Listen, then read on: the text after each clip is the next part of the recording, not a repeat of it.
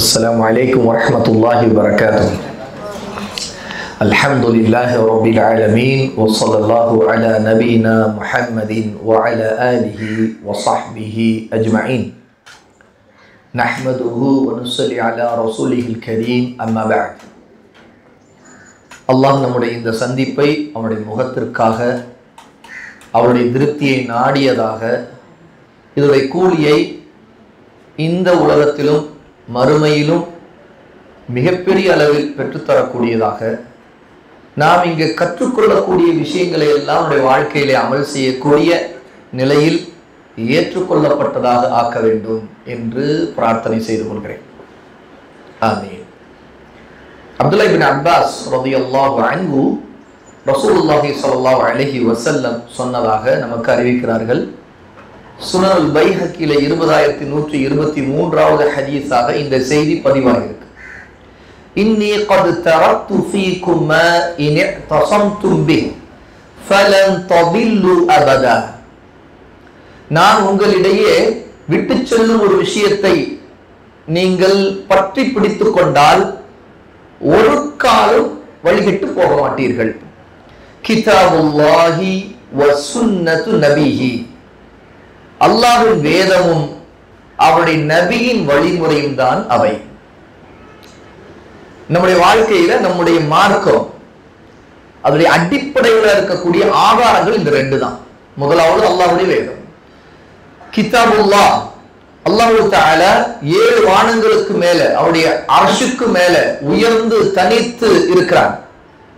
அவரிடமிருந்து அவருடைய வார்த்தைகளை அல்லாஹ் இந்த பூமியில நமக்கு முழு மனித குலத்திற்கு இறக்கி இருக்கிறார். அந்த வார்த்தைகள் தான் அல் குர்ஆன், அல் கரீம், கண்ணியமான சங்கையான அல்லாஹ்வுடைய வார்த்தைகள் அல் குர்ஆன். அல் குர்ஆன் என்று சொன்னாலே ஓதப்படுவது, நாம் ஓதிக்கொண்டே இருக்கிறோம். ஓதப்பட்டது ஜிப்ரீல் அலைஹிஸ்ஸலாத்து வஸ்ஸலாம் ரசூலுல்லாஹி ஸல்லல்லாஹு அலைஹி வஸல்லமோட வந்து ஓதி காட்டினாங்க. ரசூலுல்லாஹ் ஸல்லல்லாஹு அலைஹி வஸல்லம் தன்னுடைய தோழர்களுக்கு ஓதி காட்டினாங்க. அந்த தோழர்கள் அடுத்தடுத்து தங்களுடைய மனைவி, பிள்ளைகள், சகோதரர்கள், சகோதரிகள் இவங்களுக்கெல்லாம் ஓதி காட்டினாங்க. அந்த தலைமுறை அடுத்த தலைமுறைக்கு ஓதி காட்டினாங்க.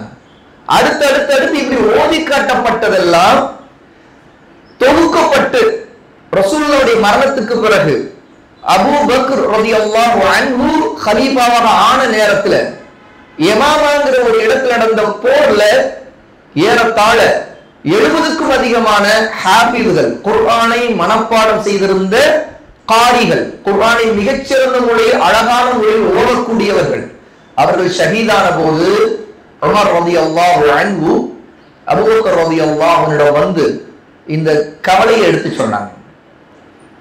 இப்படி ஹாஃபிஸ்கள் நிறைய பேர் ஷஹீத் ஆயிட்டாங்க, அவர்களிடம் குர்ஆன் சுமக்கப்பட்டு இருந்துச்சு. இப்படியே நாம் மனிதர்களை ஹாஃபிஸ்களை இழந்தால் நாம் குர்ஆனை பெறாமல் போயிடுவோமோ? ஆகவே அங்கங்கு பலரிடம் இருக்கின்றதை எல்லாம் ஒரே கிதாபாக, கிதாபுல்லாஹ் அல்லாஹ்வுடைய வேதம், ஒரே வேதமாக ஒரு கையில் எடுத்து ஒரு முன்னட்டையிலிருந்து பின்னட்டை வரைக்கும் இன்று நாம் ஓதிக்கொண்டிருக்கிற ஒரு தொகுதியாக அதை ஆக்க வேண்டும். அதுதான் முஸ்ஹப். முஸ்ஹப் என்று சொன்னால் பிரதி, ஒரு பிரதியாக முஸ்ஹப்பாக ஆரம்பத்தில் இல்லை. அப்ப ஒரு பிரதியாக ஆக்க வேண்டும் என்று உமர் அபூபக்கர் ரலியல்லாஹு அன்ஹு சொன்னார். அபூபக்கர் ரலியல்லாஹு அன்ஹு ரசூலுல்லாஹ் செய்யாத ஒன்றை நாம் செய்வதா என்று தயங்கினார்கள். ஆனால் அல்லாஹ் அவருடைய உள்ளத்தை விசாலப்படுத்தினார். ஆகவே இது அவசியமான ஒன்று, இது பித்அத் அல்ல, ஆகவே இதை நாம் செய்வோம் என்று முடிவு செய்து ஸைத் இப்னு சாபித் ரலியல்லாஹு அன்ஹு அவர்களை அழைத்து அல்லாஹ்வுடைய ரசூல் ஸல்லல்லாஹு அலைஹி வஸல்லம் அவர்களுக்கு அல்லாஹ் இறக்கிய ஆயாத்துகளை, வசனங்களை எழுதி கொண்டிருந்தவர் நீங்கள். ஏன்? ஸைத் இப்னு சாபித் வஹியை எழுதக்கூடிய மிக முக்கியமான நபித்தோழர்கள்ல முதல் இடத்தில் இருக்கக்கூடியவர். ரசூல் ஸல்லல்லாஹு அலைஹி வஸல்லம் அவர்களுக்கு பக்கத்து வீட்டுக்காரர். வஹி வந்தவுடனே ரசூல் ஸல்லல்லாஹு முதல்ல யாரை கூப்பிடுவாங்க? ஸைத் இப்னு சாபித்தை தான் கூப்பிடுவாங்க ரலியல்லாஹு அன்ஹு. ஆகவே நீங்கள் இளைஞராக இருக்கிறீர்கள், ஆகவே குர்ஆனை நீங்கள் ஒன்று சேர்த்து திரட்டி கொடுங்கள் என்று அதற்கு பொறுப்பை கொடுத்து, அந்த பொறுப்பு மிகச்சிறந்த முறையில் நிறைவேற்றப்பட்டு அதற்கு பிறகுதான் இந்த உம்மத்திற்கு ஒரே புத்தகமாக அல்லாஹ்வுடைய வேதம் குர்ஆன் கிடைத்தது. அன்றிலிருந்து இன்று வரைக்கும் அந்த குர்ஆனை தான் நம்முடைய கையில நம்ம ஏந்துகிறோம். அல்லாஹ்வுடைய கலாமை ஓதுகிறோம். அதை ஆரம்பிக்கும் போது அஊது பில்லாஹி மினஷ் ஷைத்தானிர் ரஜீம் பிஸ்மில்லாஹிர் ரஹ்மானிர் ரஹீம் என்று ஆரம்பிக்கிறோம்.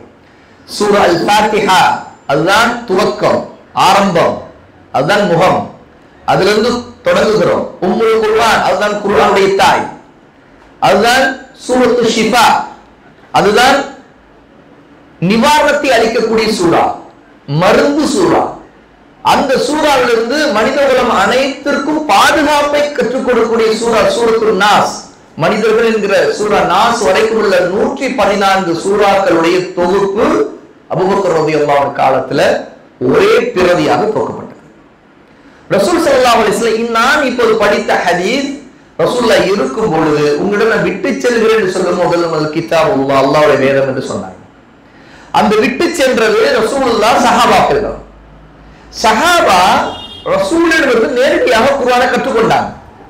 ரசூலுல்லாஹ்வுக்கு எழுதவோ படிக்கவோ தெரியாது. ஆனா அல்லாஹ்விடமிருந்து ஓதி காட்டப்பட்ட ஜிப்ரீல் மூலமாக திலாவத் செய்யப்பட்டதை ரசூலுல்லாஹ் திலாவத் செய்தாங்க, ஓதி காட்டினாங்க.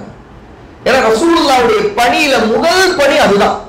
யத்லு அலைஹிம் ஆயாத்திஹி வ யுஸக்கீஹிம் வ யுஅல்லிமுஹுல் கிதாப வல் ஹிக்மா.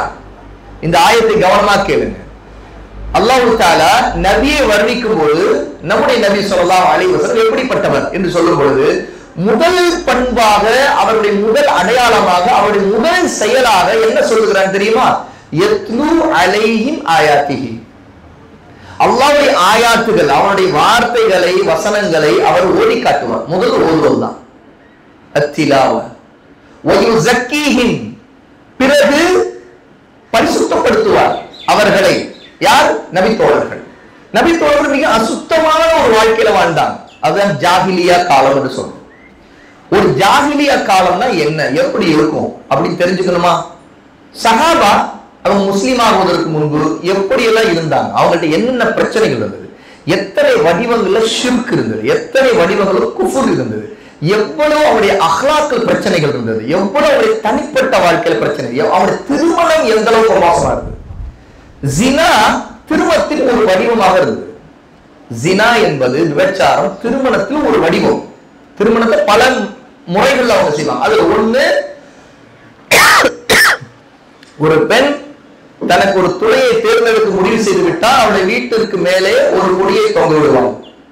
யாரெல்லாம் அந்த பெண்ணிடம் போய் சேருகிறார்களோ அவள் சேர்ந்து கொள்வாள். பிறகு குழந்தையை பெற்றெடுப்பாள்.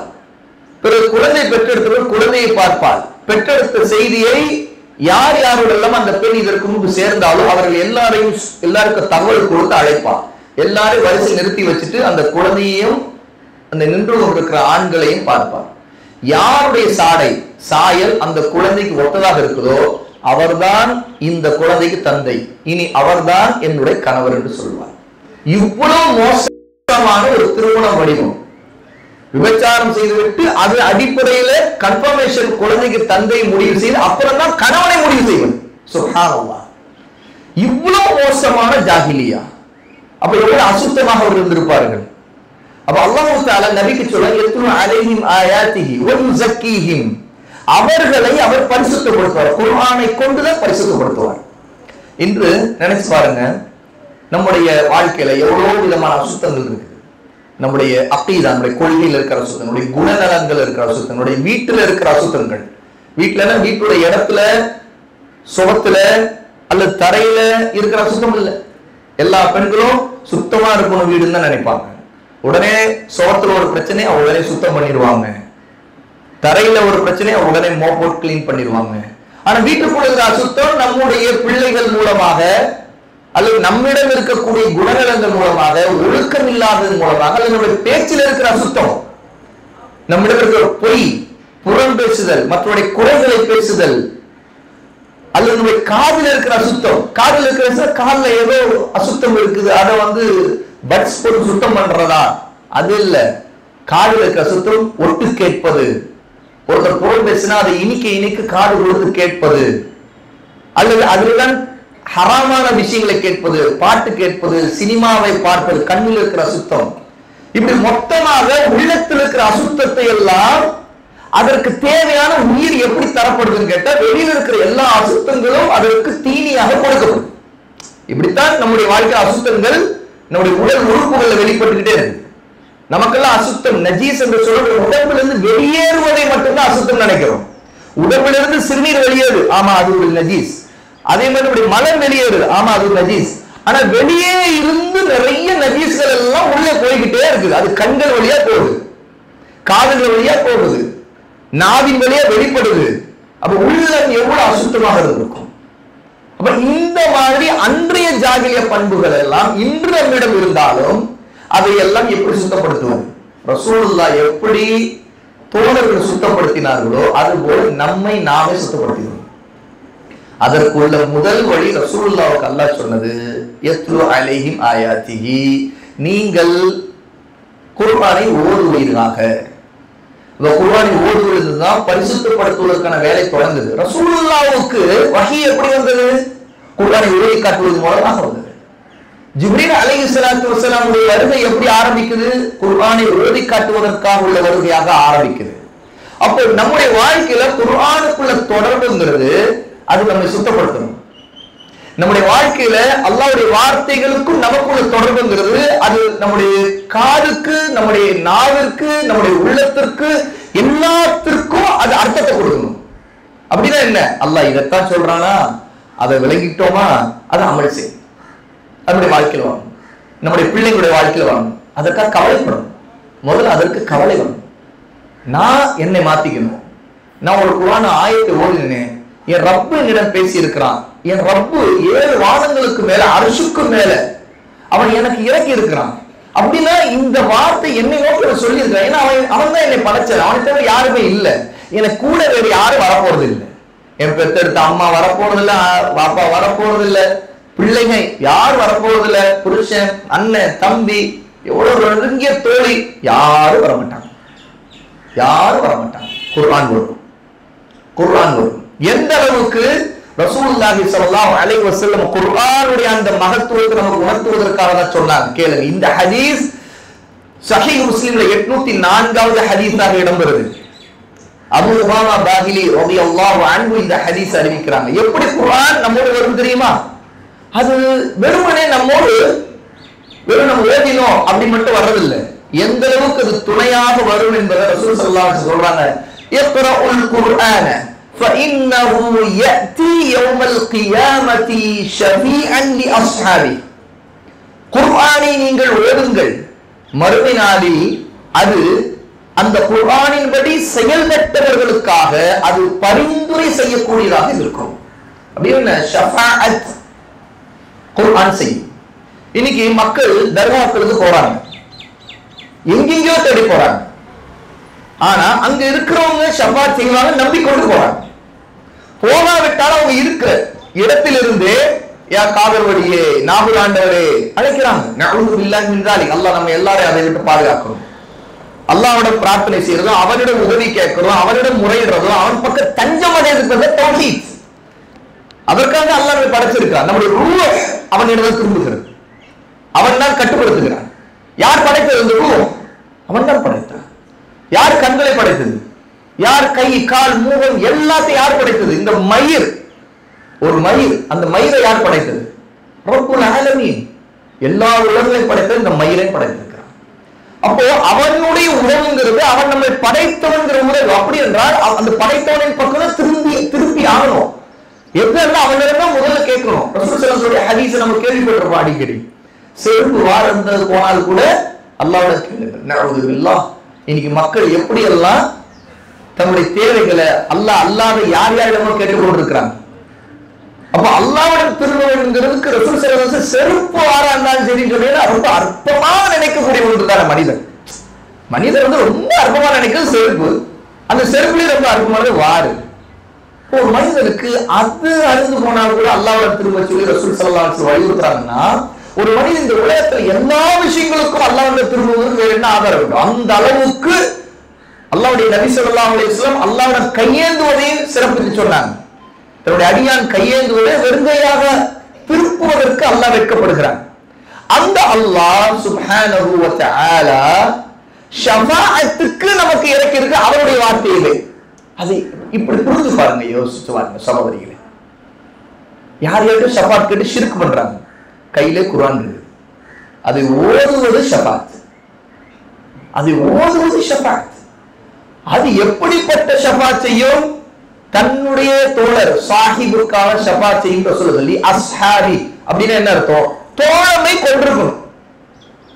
ரசூல் ஸல்லல்லாஹு அலைஹி இந்த வார்த்தைகள் லி அஸ்ஹாபிஹி, அது தன்னுடைய தோழருக்கு அப்படின்ற ஆண்களுக்குன்ற அர்த்தம் இல்ல. இங்கு சுஹபத், சுஹபத் என்ற தோழமை, நெருக்கம். யார் ஒருத்தர் எப்போதும் ஒருத்தரோட அதிகமா தொடர்பு வச்சிருக்கோம் அவங்களோட சாஹிப், சாஹிபா. ஒரு பெண்ணுக்கு சாஹிபா. ஆகதான் ஒரு பெண்ணுக்கு கணவன் கூட ஒரு சாஹிப். ஏன்? தோழமை, நெருக்கம் அவரோட அந்த பெண்ணுக்கு இருக்கு. ஏன் ஒரு பிள்ளை கூட ஒரு சாஹிப்? ஏன்? பிள்ளைக்கும் தாய்க்கும் தந்தைக்கும் இடையே ஒரு நெருக்கம் இருக்கு. அப்படி நம்முடைய இந்த உறவுகள் இருக்கக்கூடிய இந்த நெருக்கத்தின் வார்த்தை இருக்கு சாஹிப். இந்த வார்த்தையை ரசூல் ஸல்லல்லாஹு அலைஹி எதுக்கு பயன்படுத்துறாங்க? குர்ஆனுக்கு. குர்ஆனோடு நெருக்கம் உள்ள இருக்கிறாரு, அவருக்கு குர்ஆன் ஒரு சாஹிபா. அப்படின்ற என்ன? ஒரு ஆணுக்கு அது சாஹிபா இருக்கும், ஒரு பெண்ணுக்கு அது சாஹிபா. அப்போ இந்த சாஹிபுக்காக நாளை அது வரும். ரசூல் ஸல்லல்லாஹு அலைஹி சொல்ற வார்த்தை கவனிங்க. நாம படிக்கிறது ஒரு ஹதீஸ படிச்சாலும் நல்லா விளங்கி அதோட உயிரோட்டத்தோட படிச்சுக்கணும். நிறைய நான் படிச்சேன், ஆனா அதோட ஆழமான அதுல இருக்கக்கூடிய உள்ள இருக்கக்கூடிய கருத்தை நான் விளங்கலைன்னு வைங்களேன், அப்போ அது அதோடைய பலனை நம்ம அனுபவிக்க முடியும். ரசூல் ஸல்லல்லாஹு அலைஹி இந்த ஹதீஸ்ல நான் ரெண்டு வார்த்தையில இப்ப சொல்லியிருக்கேன். ஒன்னு சாஹிபிஹின் ரசூலுல்லாஹ் சொல்லும் பொழுது குர்ஆனுடைய தோழமைய தோழர்னு ஓடக்கூடியவர் அதன்படி செயல்பட்டவரை சொல்றாங்க, அவருக்கு குர்ஆன் சாஹிபாக வரும். ரெண்டாவது வரும்னு சொல்றாங்க. அப்படி என்றா காப்பாத்த வர்றது, காப்பாத்த வருவோம். எப்ப? யௌமுல் கியாமா. எதுக்கு காப்பாத்த வருது? ஷஃபாத் செய்ய வருதான். ஷஃபாத் எப்ப தேவைப்படும்? ஒரு கஷ்ட நேரத்துல. ரெக்கமெண்டேஷன்ங்கிறது எப்ப தேவைப்படும்? ஒரு பரிந்துரை தேவை. நான் ஒரு ஆபத்துல மாட்டிக்கிட்டேன், யாராவது எனக்கா பேச மாட்டீங்களா? அப்படி ஒரு நிலை வரும்போது ஒருத்தர் சப்போர்ட் பண்ணணும், ஆதரவு கொடுக்கணும். ஆமாங்க, உங்களுக்கு ஒரு கஷ்டம், நான் சப்போர்ட்டுக்கு வரேன், உங்களுக்கா நான் பேசுறேன். என்ன பிரச்சனை? யார்கிட்ட பேசணும்? நான் பரிந்து பேசுறேன், சிபாரிசு செய்றேன். அப்போ அந்த இடத்துல ஒரு விஷயத்தை நம்ம என்ன உணர்றோம்? ஒருத்தர் கஷ்டத்துல இருக்காரு, அவருக்கு சிபாரிசு செய்ய வேண்டியது இருக்கு. குர்ஆன் நமக்கு சிபாரிசு செய்யுங்கிறாங்க ரசூல் ஸல்லல்லாஹு அலைஹி. அப்படின்னா நாம் கஷ்டத்துல நாளைக்கு மறுமையிலேயே அல்லாஹ்வுக்கு முன்னாடி குறுகுறுன்னு மாட்டிக்கிட்டு முடிப்போம். அல்லாஹ் நம்ம எல்லாரையும் பாதுகாக்கணும். அந்த நேரத்துல குர்ஆன் ஷஃபீஅன், அது பரிந்துரை செய்யக்கூடியதாக வரும். லி அஸ்ஹாபிஹி அப்படிங்கிறாங்க ரசூல் ஸல்லல்லாஹு அலைஹி. அப்போ குர்ஆனை ஓதி அதன்படி அமல் செய்தவர், ஏன்னா ஓதுறாரு, அதற்கும் அவருக்கும் வாழ்க்கைக்கு சம்பந்தமே இல்லை.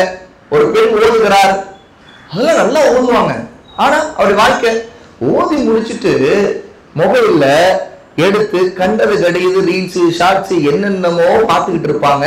அதுல எல்லாம் ஹராமானது இருக்கும், இந்த ஹராமானதை ரசிச்சுக்கிட்டு இருப்பாங்க. அவங்க கண்ணு ஹராமானதை பார்க்கும், காது ஹராமானதை கேட்கும், அப்புறம் வாய் ஹராமானதை பேசும். கோபத்துல அவங்க இப்படி பேசுவாங்க, நல்ல நிலையில இப்படி பேசுவாங்க. அப்ப அவங்களுக்குள்ள குர்ஆனுடைய தாக்கம் இருக்கல அப்படின்னா, அப்படிங்கிற பிரச்சனை என்னன்னா குர்ஆன் ஓதி அமல் செய்யல, அவருக்கும் குர்ஆனுக்கும் தொடர்பு இல்லை. அப்படின்னா அல்லாஹ்வின் வார்த்தைக்கும் அவருக்கும் தொடர்பு இல்லை. அல்லாஹ் நம்ம எல்லாரையும் பாதுகாக்கணும் அந்த ஒரு மோசமான நிலைமையிலிருந்து. அப்போ ஓதியவர் அவருக்காக குர்ஆன் ஷஃபாத் செய்யக்கூடிய அந்தஸ்தை அடையணும்னா அவருக்கும் குர்ஆனுக்கு உண்மையான அமலோடு உள்ள தொடர்பு இருக்க வேண்டும். சரி, இப்ப கேள்வி என்னன்னா, நம்ம பிள்ளைங்க இருக்கிறாங்க, அவங்களுக்கு நம்ம ஷஃபாத் செய்யணுமா? நமக்கு அவங்க ஷஃபாத் செய்யணுமா? நாளைக்கு நமக்கு ஒரு பிரச்சனை, நம்முடைய புள்ள நம்முடைய உறவுகள் அல்லாஹ்வோட அவங்க கண்ணியத்தை அடைஞ்சதுல நமக்காக பேச வருவது இருக்கா? அப்படின்னா நல்லோர்கள் தன்னுடைய குடும்பங்களில் உள்ளவர்களுக்காக ஷஃபாத் செய்வார்கள், ஆனா அவங்க நல்லவங்களா இருக்கணும், அந்த தகுதியே அவங்க வளர்த்திருக்கணும். அவங்க குர்ஆனை ஓதக்கூடியவனாகவும் அல்லாஹ்வுக்கு அஞ்சக்கூடியவர்களாக இருந்தாலும் ஷஃபாத் செய்ய வந்துருவாங்க. அப்படின்னா குர்ஆனை திரும்ப அங்க அந்த தகுதியை முடிவு செய்யறது எது? குர்ஆன். இன்னைக்கு நம்முடைய வாழ்க்கையில குர்ஆன் ஓதுவது என்பது அது ஓதுவதுங்கிறத மட்டும் முடியாதுங்கிறத இங்க புரிஞ்சிக்க வேண்டிய விஷயம். ஒருத்தர் குர்ஆனுடைய உண்மையான தொடர்போடு இருந்தார் என்றால் அவர் ரசூலுல்லாஹ்வுடைய சஹாபாக்கள் எப்படி இருந்தாரோ அது போல இருக்கும். சஹாபாக்கள், சஹாபியாக்கள், அவங்களுடைய தொடர்பை நினைச்சு பார்த்தா நமக்கு ஒரு பெரிய ஆச்சரியமா இருக்கும். கொஞ்சம் இன்னைக்குள்ள நம்முடைய காலத்தை விட்டுட்டு சஹாபாக்களுடைய காலங்கள்ல குர்ஆனை அவர்கள் எப்படி பெற்றுக்கொண்டாங்கிறதிலிருந்து அந்த பின்னணியோடு யோசிச்சு பாருங்க. இன்னைக்கு போல அவங்க கையில குர்ஆன் ஒரு பிரதியா இருந்துச்சா? இல்ல. சரி, பிரதியா இல்ல, முழு குர்ஆனும் அவங்க கையில இறங்கி இருந்துச்சா? இல்ல. சில ஆயத்துகள், சில சூறாக்கள். ஆனா பாருங்க அவருடைய வாழ்க்கை எப்படி மாத்தி இருந்தது, மிகப்பெரிய மாற்றத்தை ஏற்படுத்தி. இன்னும் சொல்ல போனா அவங்கள எல்லாருமே எழுத படிக்க தெரிந்தவங்களா? இல்ல. குர்ஆனை வாசிக்க தெரியாதவர்கள் நிறைய. ஏன்னா அவர்களுக்கு அரபி நிறைய பேருக்கு தெரியாது. என்னன்னா அரபியை அவர்கள் எழுத்து கூட்டி வாசிக்க தெரியாது. சரி, இன்னைக்கு இருக்கிற மாதிரி எழுத்து கூட்டி வாசிப்பதற்கு தகுந்த மாதிரி கையில ஒரு புக் அவங்க கையில இருந்து கண்டினியூ அவங்க படிச்சுக்கிட்டு இருக்கிற சூழ்நிலை இருந்துச்சா? இல்ல. இன்னும் நினைச்சு பாருங்க, அந்த காலத்துல இன்னைக்கு இருக்க வைப்பு நம்ம ஊருக்கு எடுத்தா நம்ம பெண்களுக்கா எத்தனை மதரசாக்கள், முழு நேரமா 3 வருடங்கள் படிக்கக்கூடிய மதரசாக்கள், அல்லது பகுதி நேரமா படிக்கக்கூடிய மதரசாக்கள், அல்லது குறைந்தபட்சம் மத்த மதரசாக்கள். இந்த மாதிரி ஒரு தொடர்புல ஒரு சமுதாயம் அங்க முழுக்க டெவலப் ஆயிருந்துச்சா? இல்ல. சுப்ஹானல்லாஹ், ஆச்சரியமா இருக்கும். சின்ன விஷயம் தான். சூரா காஃப் ஒரு சஹாபியா முழுக்க மனப்பாடம் பண்றாங்க. அது எப்படி நடக்குதுன்னா நமக்கு ஒரு பெரிய ஆச்சரியமா இருக்கு. மஸ்ஜித் நபவிக்கு எதிரில் அவங்களுடைய வீடு. ஜும்மாவுடைய நேரத்துல அவங்க சமையல் செய்துட்டு இருக்கிற அடுப்படியில உட்கார்ந்து இருப்பாங்களா. ரசூலுல்லாஹ் மிம்பர்ல சூரா காஃபை ஓதுவார்கள். ரசூலுல்லாஹ்வுடைய சுன்னாவுல ஒன்று, நாம இன்னைக்கு ஜும்மாவுடைய மேடைகள்ல முழுக்க குர்ஆன் ஆயத்தை கேட்கறது இல்லை. நிறைய பேசக்கூடியவர் நிறைய விளக்கங்கள் கொடுக்கிறார். அதன் மூலமாக ரசூல் சில பல ஜும்மாக்கள் வெறுமனே சூரா காஃபை மட்டும் ஓதிட்டு இறங்கி இருக்கிறாங்க. அந்த சூரா காஃபை ஜும்மாவுடைய மிம்பர்ல ரசூல் ஓதுவாங்க, சஹாபா கேட்பாங்க. முடிஞ்சிருச்சு. 2 ஜும்மா, 2 குத்பாக்கள். அந்த 2 குத்பாக்கள்லயும் ரசூல் சூரா காஃபை ஓதிட்டு இறங்கி முடிக்கிறாங்க. இதை வார வாரம் ஒருத்தர் கேட்கிறார், ஒரு சஹாபியா வீட்டுக்கு எதிரில். அந்த அந்த அந்த காட்சியை நினைச்சு பாருங்க. நம்ம புள்ளறியும் இன்னைக்கு இருக்கிற மாதிரி மைக் இல்ல, ரெக்கார்டிங் சிஸ்டம் இல்ல, ரிவைண்ட் பண்ணி திரும்ப கேட்டுக்கலாம். உடனே ஒரு ஆடியோ அனுப்பிடுங்க, உடனே யூடியூப்ல டவுன்லோட் பண்ணி கேட்டுக்கலாம் பயான. அல்லது ஒரு நல்ல கார் இது, அப்பப்போ கேட்டுக்கிட்டே இருக்கலாம். அன்னைக்கு இருந்துச்சா? இல்ல. நமக்கு பெரிய ஆச்சரியமா இருக்கும். அந்த சஹாபியா சொல்றாங்க, சஹீஹ் முஸ்லிம்ல ஒரு ஹதீஸ் இது,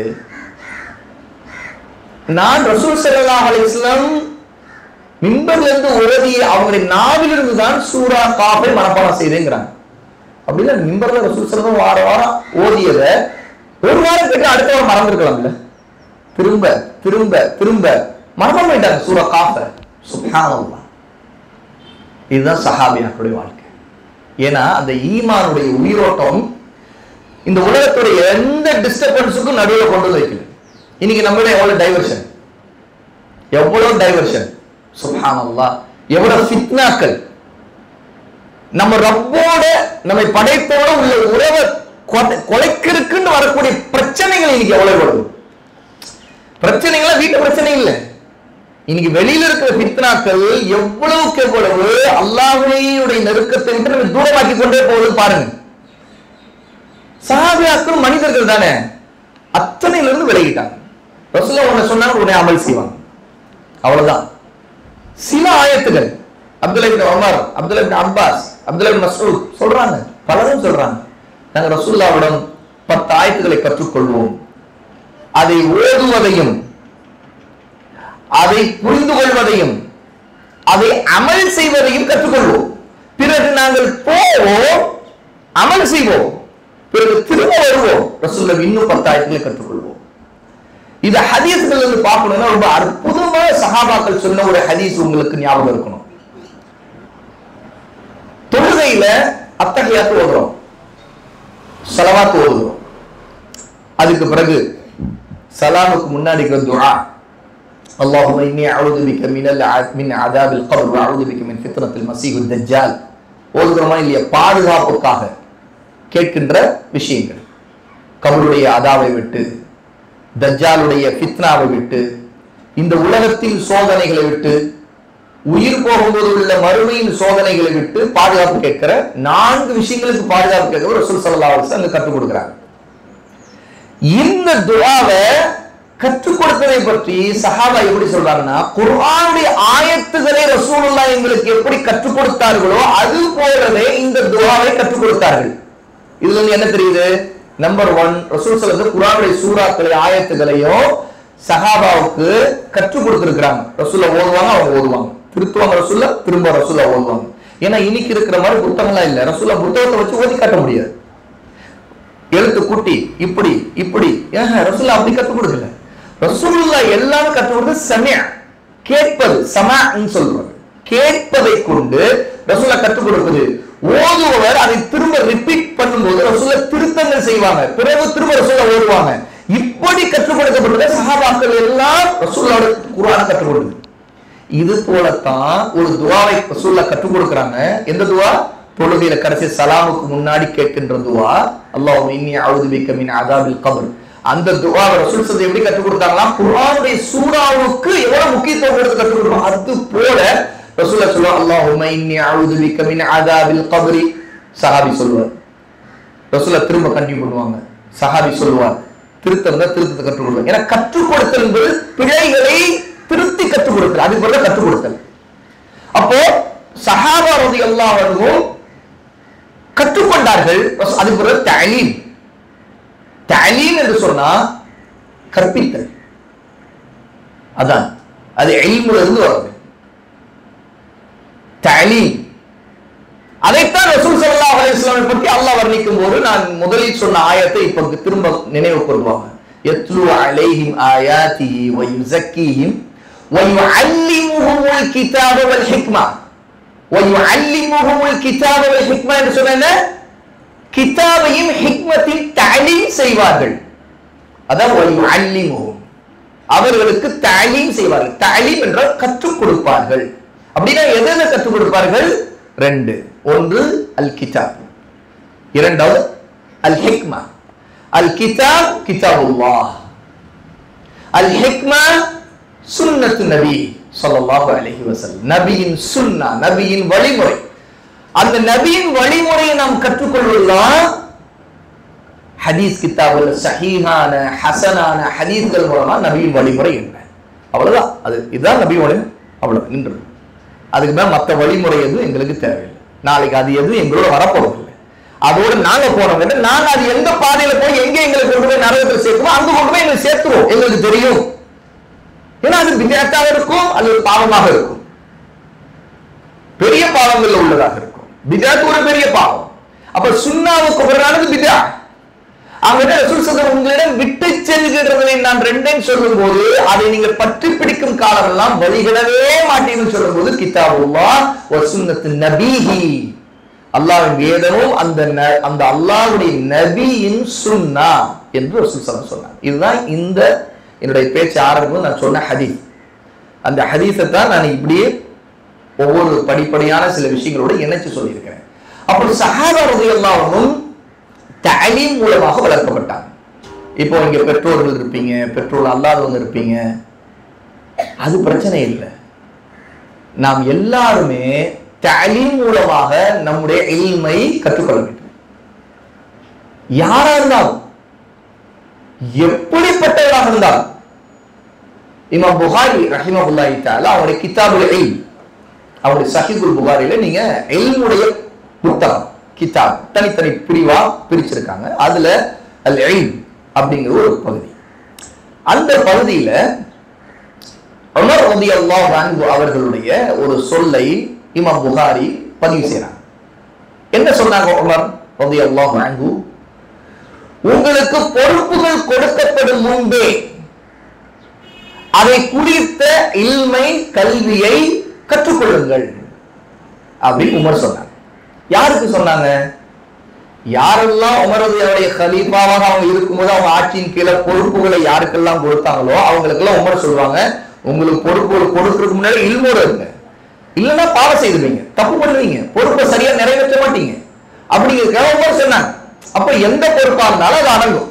ஒருத்தர் ஒரு பொறுப்பு எடுத்துக்கொள்றாரு அப்படின்னா அந்த பொறுப்புல அதுக்கு தேவையான அறிவு இருக்கணும். இப்போ பெண்கள் ஒரு தாயாக இருக்கிறாள், இன்னொரு பக்கம் மனைவியாக இருக்கிறாள். அப்படின்ற என்ன? மனைவியாக இருக்கக்கூடிய பெண் கணவனோடு சம்பந்தப்பட்ட அந்த பொறுப்புகளை அவள் திறம்பட அதை சரியாக மார்க்க வரம்புகளோட ஒழுக்கங்களோட அதனுடைய கல்வியை கற்றுக்கொள்ளணும். இன்னொரு பக்கம் தாயாக இருக்கிறாள். அப்படி என்றால் ஒரு சிறந்த தாயாக அந்த பெண் எப்படி இருக்க வேண்டும், குழந்தைகளை எப்படி வளர்க்க வேண்டும், குழந்தைகளுக்கு எது கற்றுக் கொடுக்கப்படணும், குழந்தைகளுக்கு வரக்கூடிய பிரச்சனைகள்ல எதை அடையாளம் கண்டு அதை சரி செய்யணும், எது எது பாவங்கள், எது எது நன்மைகள், எப்படி வழி நடத்தணும், குழந்தைகள் இப்படி இப்படி இருந்தாங்கன்னா நாம என்ன செய்யணும், சரி கணவர் இப்படி நடந்துக்கிட்டாங்கன்னா நாம என்ன செய்யணும், ஒவ்வொன்றிலும் அந்த பொறுப்பு வரும்போது அதுக்கான கல்வி தேவை இல்லையா? சரி, இந்த கல்விய கற்றுக்கொள்ளணும். யாருக்கு என்ன பொறுப்போ, ஒரு ஆசிரியர் அப்படின்னா என்ன, அவர் கற்றுக் கொடுக்க போறாரு. எப்படி கற்றுக் கொடுக்கணும்? அவருக்கு தெரியுது, கணக்கு தெரியும், ஒரு ஃபார்முலா, ஒரு மேத்தமெட்டிக்ஸ் போடணும், கணக்கு டக்கு டக்கு டக்கு டக்குன்னு போட்டு கரெக்ட் பண்ண போட்டாங்க. ஓ ஓகே, இப்படிதான் அந்த அந்த மேத்ஸ் கணக்கை வந்து அப்படிதான் முடிக்கணும். ஓகே, முடிஞ்சு. சரி, ஆனா இது சொல்லித்தர தெரியும், இது சொல்லித்தர தெரியும். ஏன்னா தன்னுடைய மாணவருக்கு இப்படித்தான் ஸ்டெப்ஸ், இதுதான் ஃபர்ஸ்ட், இது இந்த ரெண்டாவது ஸ்டெப், இது மூணாவது ஸ்டெப், கடைசியில இதுவா கணக்கு, இதுதான் விடை. இந்த விடை இங்க அடையணும்னா இந்த ஸ்டெப் படி தான் போகணும், இதெல்லாம் ஏற்படி மாதிரி அப்படின்னு சொல்லிக் கொடுக்கறதுக்கு அந்த டீச்சருக்கு தெரியும். இப்படி ஒவ்வொரு விஷயத்திலும் ஒருத்தர் அழகான முறையில குர்ஆன் அருமையா காரி ஓடுவார், ஆனா அவருக்கு அந்த கற்றுக் கொடுக்க தெரியாது. இன்னொருத்தர் இருக்கார், கற்றுக் கொடுக்க தெரியும், பொறுமை இருக்கார். ஏன்னா அவருக்கு தகுந்த மாதிரியான ஸ்டூடெண்ட் இருந்தாதான், அவரோடு ஒத்து போனாதான் அவருக்கு பொறுமை. இல்லையா அவர் வந்து பொறுமை இழந்துருவாரு, அவர் வந்து கத்துவாரு, ஆத்திரப்படுவாரு, அல்லது பிள்ளைங்களை கண்ட மணிக்கு அடிச்சிருவாரு. அப்படின்னா அந்த பிள்ளைங்க கற்றுக்கொள்ள முடியுமா? கண்டுபிடிக்க ஒவ்வொருத்தருக்கும் ஒரு, அப்ப அந்த பொறுப்புகளில் ஒவ்வொருத்தருக்கும் ஒரு பொறுப்பு இருக்கு. சரி, இப்ப விஷயம் என்னன்னா, இமாம் புகாரி உமர் ரலியல்லாஹு அன்ஹு இந்த கூற்றை எழுதிட்டு அடுத்து ஒரு கமா வச்சுட்டு குல்து, நான் சொல்லுகிறேன் அப்படின்னு சொல்லிட்டு அவங்க என்ன சொல்ல வராங்கன்னு எழுதுறாங்க. நான் சொல்லுகிறேன், ஏன்னா உமர் சொல்றாங்க உங்களுக்கு பொறுப்புகள் கொடுக்கப்படுவதற்கு முன்பேன்னு சொல்றாங்க. அப்ப அந்த இல்மோட பொறுப்பு எடுத்துங்க, இல்லாட்டி அங்க ஓடி போயிருங்க கருத்து. பொறுப்பு எடுக்காதீங்க, எதுக்கு பொறுப்பு வரீங்க? இல்மு இல்ல, எதுக்கு செய்யற தப்பு செய்வ, பாவம் செய்வ, ஹராம செய்வ. உமர் அவ்வளவு அருமையான ஒரு மகத்தான கல்விமானவங்க. அவங்க காலத்துலதான் மார்க்கெட்ல ஒருத்தர் வியாபாரம் பண்ண வராரு அப்படின்னா உமர் கூப்பிடுவாங்க, நீ புது ஆளா இருக்கியே, என்ன பண்ண போற அப்படின்னு. அமீருல் முஃமினீன், நான் இந்த வியாபாரம் பண்ண போறேன். சரி, உன்கிட்ட சில கேள்வி கேட்கிறேன், அதுக்கு நீ பதில் சொல்லணும் அப்படின்னு சொல்லிட்டு மார்க்க ரீதியா சில கேள்வி கேட்பாங்க. வியாபாரத்தில் ஹலால் ஹராம் பத்தி சட்டத்தை கேட்பாங்க. இது பத்தி என்ன உனக்கு தெரியும், இது பத்தி உனக்கு தெரியும். அவர் பெப்பர் முடிச்சாருன்னா உனக்கு இல்மு இல்லை, இல்மு இல்லாம நீ வந்து இந்த வியாபாரத்தை பண்ணலான்னு வந்தேன்னா உனக்கு சட்டம் தெரியாம ஹராம செய்வ. அப்ப நீ போய் சகாபாக்கள் தான் அவங்க இருக்கிறாங்க, போய் அவங்கள்ட்ட வியாபார சட்டங்களை தெரிந்து கொள். தெரிந்த பிறகு நீ வா, அப்புறம் உனக்கு நான் இடம் தரேன், நீ இந்த மார்க்கெட்ல வியாபாரம். இந்த லைசன்ஸ்ங்கிற மெத்தட் ஷரியத்துல இப்படித்தான் வந்துச்சு. உமர் அப்படிதான் அனுமதி கொடுத்தாங்க. இல்லாட்டி உமர் அனுமதி கொடுக்க மாட்டேன், நீ வியாபாரம் செய்ய தகுதி இல்லை, நீ ஹராமலா செய்வ, போய் கிளம்பு, போய் படிச்சுட்டு வா போ அப்படின்ட்டு. அந்த உமர் அந்த வியாபாரம் செய்யணும் ஒரு பொறுப்பு, அந்த பொறுப்பை சரியா செய்யணும். இல்மு இல்லாதவன் என்ன செய்வான்? ஹராமானவளை செய்வான். அவனுக்கு தெரியாது, அவன் அறியாமலே செய்வான், வேணும் செய்ய மாட்டான், ஆனா அறியாமலே செய்வான். அப்ப புகாரி, இமாம் புகாரி ரஹிமஹுல்லாஹ் எழுதுறாங்க, குல்து, நான் சொல்லுகிறேன், நீங்கள் பொறுப்புகள் கொடுக்கப்பட்ட பின்பும் இல்மை கற்றுக்கொண்டே இருங்கள். ஏனென்றால் சஹாபாக்கள் தள்ளாது முதிய வயதை அடைந்த பிறகு கூட இல்மை தேடிக்கொண்டேதான் இருந்தார்கள். இதுல இருந்து தெரியுது, இல்முங்கிறது கற்றுக்கொள்வது நம்முடைய தேடல் தொடர்ந்து ஹயாத் இருக்கிற வரைக்கும், ஹத்தல் மௌத் வரைக்கும். எது வரைக்கும் கல்வி தேடுவதுன்ட்டு இமாம்கள்ட்ட கேட்கும் போது இமாம் மாலிக் ஹத்தல் மௌத் அப்படின்னு சொன்னாங்க.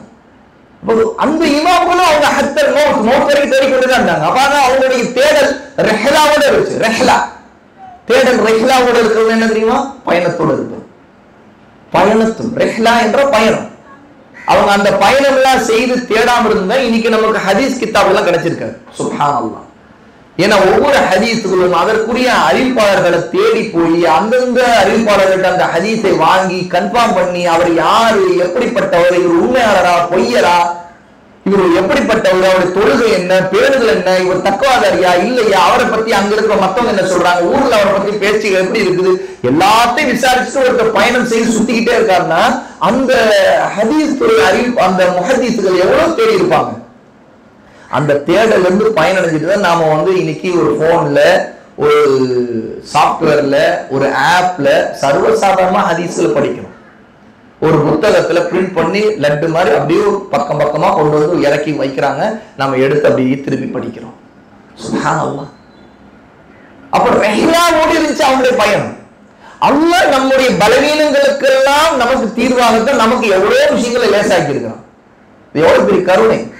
நான் ஆரம்பத்தில் சொன்ன சஹாபியாக்களுக்கு இருந்த பிரச்சனை என்ன, எவ்வளவு உங்களுக்கு நெருக்கடி இருந்திருக்குது.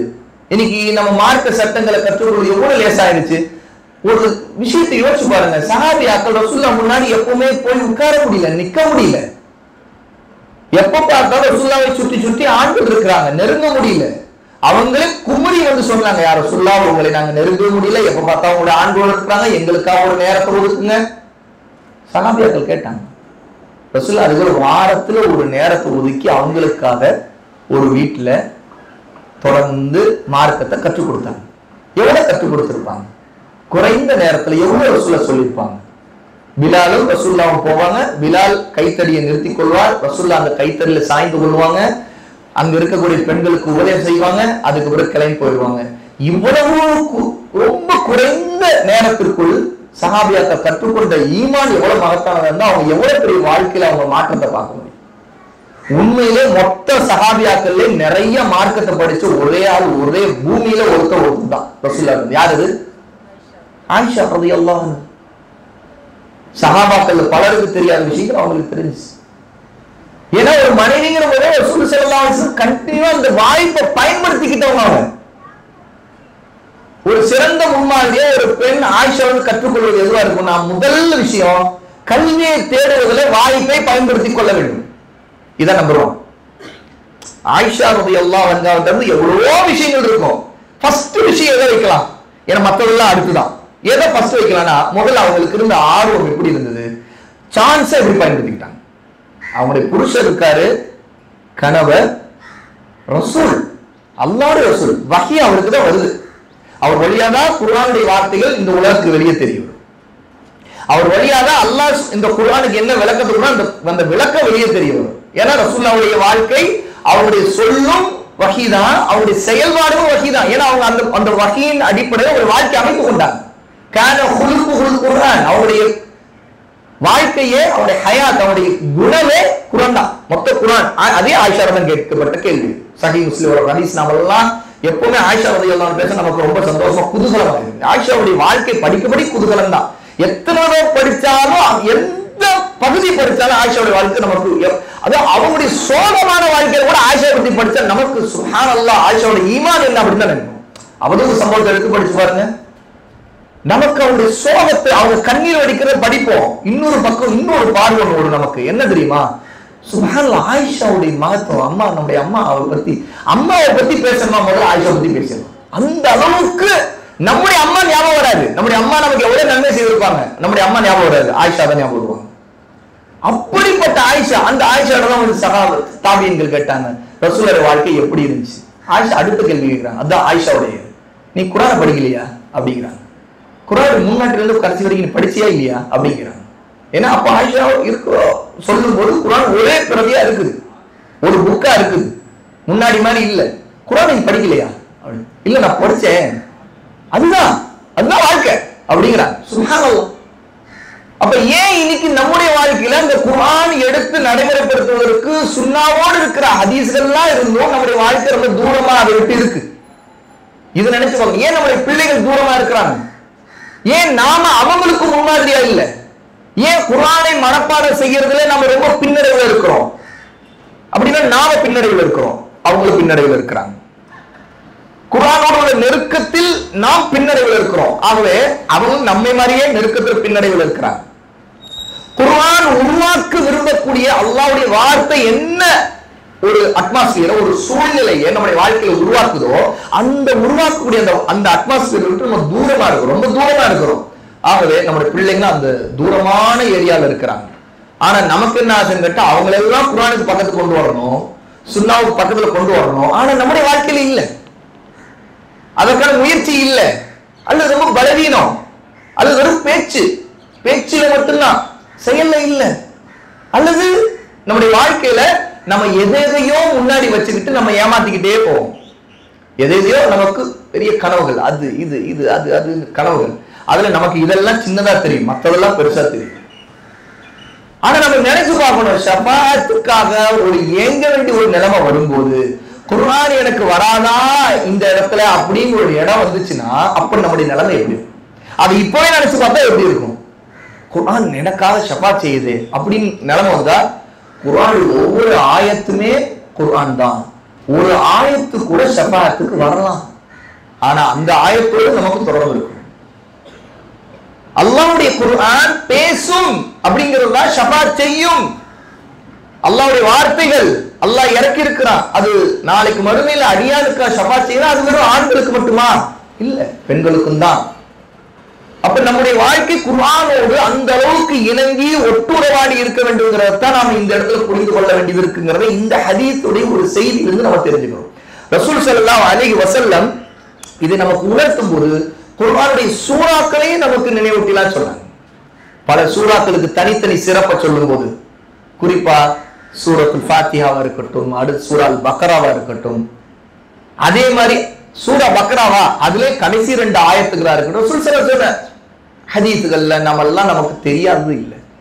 ஆமன ரசூலுடைய ஆயத்துடைய சிறப்பு என்ன, அது நாளைக்கு எப்படி அல்லாஹ்வுக்கு முன்னாடி நம்மிடம் வரும், அதை நாம எவ்வளவு நேசிச்சு ஓதும் போது இந்த உலகத்துல அது நமக்கு தரக்கூடிய பாதுகாப்பு என்ன, சூரா பக்ரா கொடுக்கக்கூடிய பாதுகாப்பு என்ன, நம்முடைய வாழ்க்கையில ஒவ்வொரு குழு சூறா எவ்வளவு பெரிய பாதுகாப்பை கொடுக்கக்கூடியது, கண் திருஷ்டி விட்டு சிஹர் சூனியத்தை விட்டு எவ்வளவோ இந்த உலகத்துல வரக்கூடிய தீங்குகள், அல்லாஹ் எத்தனை தீங்குகளை படைச்சிருக்கானோ அவனுடைய இந்த உலக நியதிப்படி சில தீமைகள் அல்லாஹ் படைச்சிருக்கான். ஷைத்தானே அவன் தான் படைச்சிருக்கான், இப்லீஸையும். அப்ப அந்த தீமைகள் விட்டு பாதுகாப்பு எல்லாம் குல் சூரா, 2 சூறா, கடைசி 2 சூறாவும் முக்கியமா இருக்குது. குல் அஊது பிரப்பில் ஃபலக், குல் அஊது பிரப்பின் நாஸ், 2 சூறாக்கள். அப்ப அந்த உறவெல்லாம் நம்ம அதை வளப்படுத்துறது, தொடர்ந்து பலப்படுத்துறது எப்படின்னா, அதை நாம் ஓடுவது, விளங்குவது, அதை சுன்னாவின் அடிப்படையில் நடைமுறைப்படுத்துவது. சுன்னாவின் அடிப்படையில் நடைமுறைப்படுத்த ஒரு சின்ன உதாரணம் யோசிச்சு பாருங்க. குர்ஆன் நம்முடைய வாழ்க்கையில எந்த அளவுக்கு நம்முடைய வாழ்க்கையில வரணும் அப்படின்னா, நம்முடைய உடம்புல தடவிக்கிறதுக்கு குர்ஆன் இருக்கு. உடம்புல தடவிக்கிறது, முழு உடம்புல கை கால் நம்முடைய பாத வரைக்கும் தடைக்கிறது குர்ஆனே அல்லாஹ் இருக்கிறார். ஷிஃபா, பாதுகாப்பு ஹதீஸ் வந்திருக்குது. எப்படி? ரசூல் ஸல்லல்லாஹு சொன்னாங்க, படுக்கைக்கு ஒருத்தர் போனா அவர்களுடைய 2 கைகளை சேர்த்து 3 சூறாக்கள், குல் ஹுவல்லாஹு அஹத், குல் அஊது பிரப்பில் ஃபலக், குல் அஊது பிரப்பின் நாஸ், 3 சூறாக்களை 3 தடவை ஊதுவது அல்லது ஊதி விட்டு ஓதுவது, எப்படி செய்தாலும் குற்றம் இல்லை. ஊதி விட்டு ஓதினாலும் சரி, ஓதி விட்டு ஊதினாலும். அதற்கு பிறகு தன்னுடைய தலையிலிருந்து, முகத்திலிருந்து, முன் பக்கத்திலிருந்து முழு உடம்பிலும் தடவுவது.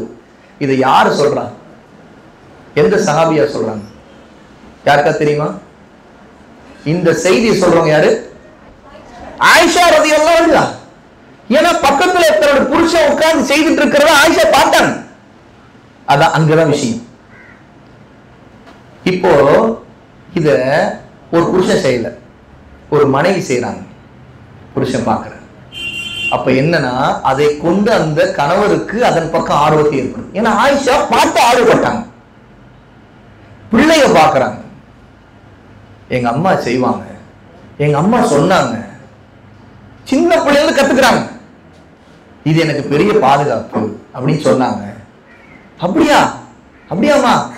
ஆமா. ஏன் சொன்னாங்களா? சொன்னாங்க அல்லாஹ்வுடைய நபி செய்வாங்க. அதான் பிள்ளைங்க உள்ளத்துல ஈமான கொடுக்கிறது. குர்ஆன்ங்கிறது வெறும் ஓதிக்கொண்டே இருக்கிறது மட்டும் இல்ல, அமல்ல கொண்டு வருதுன்னா, அது ஓதுவதை கொண்டு அமல் வருதுன்னா அதுல அல்லாஹ் சொல்லி இருக்கிறத அமல் செய்யறதுல வரும். அல்லாஹ்வுடைய நபி அதை எப்படி அமல் செய்யறாங்களோ அதுவும் வரும். அப்ப என்ன ஆகும்? நம்முடைய வாழ்க்கையில நம்ம பல விஷயங்கள் இப்படி எத்தனை உதாரணம், ஏன்னா பிள்ளைகளோடு சம்பந்தப்பட்ட விஷயங்கிறதுனால நான் சேர்த்து இதுல கனெக்ட் பண்றேன். பாருங்க, நம்முடைய வாழ்க்கையில ரொம்ப ஒரு சின்ன நான் சொல்றேன். அப்போ நம்முடைய வாழ்க்கையில எவ்வளவோ விஷயங்கள் நம்ம சின்ன பிள்ளையில நம்ம எதை கத்துக்கிட்டோமோ அது மறக்கவே மறக்காது. ரொம்ப சின்ன குட்டி துவா, அத சின்ன பிள்ளையா நம்ம இருக்கும்போதே நம்முடைய உமாவோ அல்லது நம்முடைய பாட்டியோ வீட்டுல இருக்கிறவங்க தான், குறிப்பா பெண்கள் தான் அதை சொல்லி கொடுத்துருப்பாங்க. இப்படி சொல்லுமா அப்படிமா. என்ன துவாது? ரப்பி ஜித்னி இல்மா. எங்கேயோ எந்த வீட்லயா இது சொல்லி கொடுக்காத பெண்கள் உமாவோ இல்ல யாரோ இருந்திருக்காங்களா? எனக்கு தெரிஞ்சு இல்லை, இருக்க மாட்டாங்க. அது நம்முடைய வாழ்க்கையில ஒரு கட்டத்துல ஒருத்தர் அது சொல்லவே இல்லைன்னா கூட சொல்லி கொடுத்து மறக்க மாட்டாரு, சொல்லி கொடுத்தாங்கன்னு மறக்க மாட்டாரு. இன்னைக்கு என்னுடைய வாழ்க்கையில பள்ளிக்கூடம் படிக்கும் போது, ஒரு 3வது படிக்கும் போது, அது ஒரு இஸ்லாமிய பள்ளிக்கூடம், நான் படிக்கும் போது தொழுகைக்கான பாங்கு சொல்லப்பட்ட பிறகு, பாங்கு சொல்லி முடிச்ச உடனே அடுத்த அசர் நேரம், அசருடைய பாங்குக்கு தான் இது நடக்கும். ஏன்னா பிள்ளைங்களை ஸ்கூல்ல விட்டு கிளம்புற நேரம், அடுத்து தொழுகைக்கு தான் போவாங்க. பள்ளிக்கூடமே பள்ளிவாசலுக்குள்ளதான் இருந்துச்சு அந்த பள்ளிக்கூடம். நான் படிச்ச அந்த 3வது படிச்ச பள்ளிக்கூடம். அப்போ பாங்கு சொல்ற நல்லா என்னோட நம்ம இந்த இடத்துல மைக் வச்ச மாதிரி இருக்கும், ஸ்பீக்கர் வச்ச மாதிரி. அப்போ அது சவுண்டு, உடனே எல்லாரும் அமைதியா இருப்பாங்க. அங்க பேசினா கூட யாருக்கு சத்தம் கேட்காது, பக்கத்துல எல்லாரும் அமைதியா இருந்தாங்க. அவ்வளவு காது கிளியும் அந்த சவுண்ட். அடுத்து உடனே ஒருத்தர் பாங்கு சொன்ன பிறகு ஓதும் துவா சொல்வார்.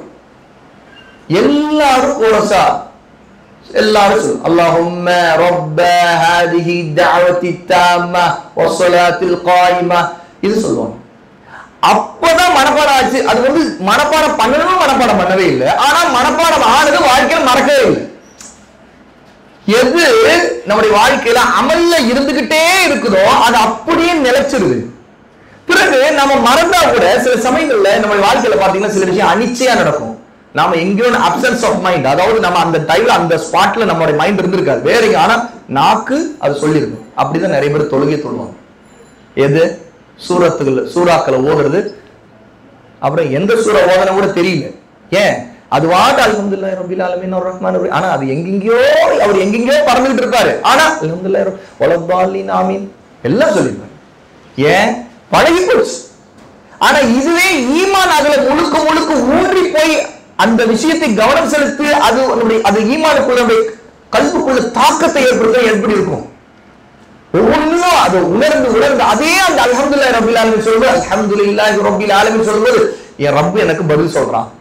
ஏன் ரசூலுல்லாஹ் சொன்னாங்களா இல்லையா? அல்ஹம்துலில்லாஹி ரப்பில் ஆலமீன் ஒரு அடியான் சொல்லும்போது அல்லாஹ் பதில் சொல்றான், என் அடியான் என்னை புகழ வேண்டிய விதத்தில் புகழ்ந்து விட்டான். இதை நினைச்சு பாருங்க. அந்த டைம்ல நான் இதை சொல்றேன், அல்லாஹ் எனக்கு சொல்றான், என்னுடைய அடியான் என்னை புகழ வேண்டிய விதத்தில் புகழ்ந்து விட்டான். அல்லாஹ் எனக்கு சொல்றான் அர் ரஹ்மான் ரஹீம், அல்லாஹ் எனக்கு சொல்றான் என்னுடைய அடியான் உன்னை கண்ணியப்படுத்த வேண்டிய விதத்தில் கண்ணியப்படுத்தி விட்டான். மாலிகி யௌமித்தீன் சொல்லுங்க, என்னுடைய அடியான் என்னை பெருமைப்படுத்த வேண்டியது பெருமைப்படுத்தி விட்டான். ஒவ்வொன்று அல்லாஹ்வுடைய பேச்சு, அது உரையாடலாக அது மாறுது. அந்த இடத்துல தொழுகை உரையாடல், சூரத்துல் ஃபாத்திஹா அதற்கான ஒரு வழி. அப்படிங்கும் போது கடைசியில ஆமீன் சொல்லும் போது ரசூலுல்லாஹ் சொல்றாங்க, என்னோட அடியான் கேட்டதை நான் கொடுத்து விட்டேன். ஏன்னா ஆமீன் ஏற்றுக்கொள்வாயாக அந்த அடியான் சொல்றான். கேட்டதை நான் நேர்வழியை கேட்கிறேன். இஹ்தின ஸிராத்தல் முஸ்தகீம் ஸிராத்தல் லதீன அன்அம்த அலைஹிம் கைரில் மக்தூபி அலைஹிம் வலத்தாலீன் முடிக்கிறாரு. முடிக்கும் போது ஆமீன் சொல்றாரு. உடனே ஏற்றுக்கொள்வாயா இவரு சொல்றாரு, அல்லாஹ் என்னோட அடியான் கேட்டதை நான் கொடுத்து விட்டேன்னு சொல்றான். இதை நம்ம நினைக்கும் போது நம்முடைய தாக்கம் நம்மளுக்குள்ள என்ன உருவாகும் நினைச்சு பாருங்க. ஆனா இது எப்ப ஒரு ஆட்டோமேட்டிக்கா என்ன சொல்றோங்கிறது விளங்காம குர்ஆனுடைய தொடர்புங்கிறது வெறும் அந்த வார்த்தையை ஓதுவதும் தானே தவிர அதை கூட நினைவில் நின்று கொண்டு அந்த வார்த்தையின் உயிரோட்டமாக நாம் ஓதும் போது ஒரு எழுத்துக்கு எனக்கு 10 நன்மை இன்ஷா அல்லாஹ், அல்லாஹ் என்னுடைய இஹ்லாஸை ஏத்துக்கணும், நான் யாருக்கா ஓதல மத்தவங்க என்னை பாராட்டணும், என்னுடைய ஓதல் ரொம்ப ஆகோவன் என்னை பேசணும், அதெல்லாம் நான் எதிர்பார்க்கல. என் ரப்புடைய வார்த்தையை அவன் திருப்திக்காக தான் ஓதுறேன், அவனுக்கு பிடிக்குன்னு ஓதுறேன், அவனுடைய வார்த்தை எனக்கு கிடைச்சிருக்குன்னு ரொம்ப சந்தோஷமா ஓதுறேன். ஏன்னா அப்படிங்கிற அல்லாஹ் குர்ஆன்ல அந்த ஆயத்து ஞாபகம் இருக்கும், சூரா யூனுஸ் அப்படின்னா என்ன? சந்தோஷம் அடையுங்கள் நல்லா சொல்றான். எதுக்கு சொல்றான்? குர்ஆனை இறக்கியதை சொல்லி சொல்றான். குர்ஆன் இறக்கியதையும் நபி வந்ததையும் நபி ஓதி காட்டு முஃமின்கள் எப்படி இருப்பாங்களா? அவருக்கு ஹாப்பி, பி ஹாப்பி அப்படிங்கிற அல்லாஹ். அப்ப இந்த ஹாப்பினஸ்லாம் நமக்கு இருக்குன்னா இந்த உலகத்துடைய துன்பங்கள், சோதனைகள், ஏச்சுக்கள், பேச்சுக்கள், அவதூறுகள் ஏதாவது நம்முடைய வாழ்க்கை டிஸ்டர்ப் பண்ணுமா? நமக்கு அதெல்லாம் போற போக்குல அது நமக்கு இது வரும் போவோம், அதெல்லாம் வரும் போவோம், கடந்துக்கிறது போடுறது. போறா சாக்கடை வருது, ஒரு நாட்டை அடிக்குது, நம்ம கடந்து போயிட்டே இருக்கணும், அவ்வளவுதான். அந்த மாதிரிதான் இந்த உலகத்துடைய பிரச்சனைகள், அதுல இருக்க சோதனைகள், அல்ல நமக்கே அநியாயங்கள் நடக்கலாம். ஏதோ ஒண்ணு சபர். சாக்கடையை பார்க்கும்போது திருப்பிக்கிறோம், நாட்டும் அடிக்குது, மூக்க பிடிச்சுக்கிறோம், அதுக்கு பிறகு போயிட்டே இருக்கிறோம், பொறுமையா சகிச்சுக்கிறோம். அது மாதிரி இந்த உலகத்துல எத்தனையோ சாக்கடைகள் இந்த உலகத்துல இருந்துகிட்டே தான் இருக்கும். அதுதான் துன்யா, இது ஒண்ணு சொர்க்கம் இல்லையே. அப்போ இந்த எல்லா விதமான அசுத்தங்களில் எல்லாம் நம்மை பாதுகாத்து டைவர்ட் பண்ணி போன் எடுத்து அங்க நிறைய சாக்கடை ஓடிக்கிட்டே இருக்குது, நல்ல சுவையான ப்ரிப்பேர் பண்ணி அதை ஒருத்தர் திங்கிறது. இதை பாரு எப்படி சாப்பிட்றான் பாரு. அதுல எவ்வளவு நேரங்கள் வீணாகி, யாரும் இந்த உலகத்துல முன்னாடி உங்க முன்னாடி என் முன்னாடி ஒருத்தர் நான் சாப்பிட்றத பாருங்க, நல்லா அழகா சாப்பிட்றேன், பார்க்க எனக்கு கூட எச்சி விடுது, யாரோ சொல்லிட்டு இருப்போமா? ஆனா வீடியோல பார்த்தா சப்ஸ்கிரைப். இதுதான் இன்னைக்கு நடந்துட்டு இருக்கிறது.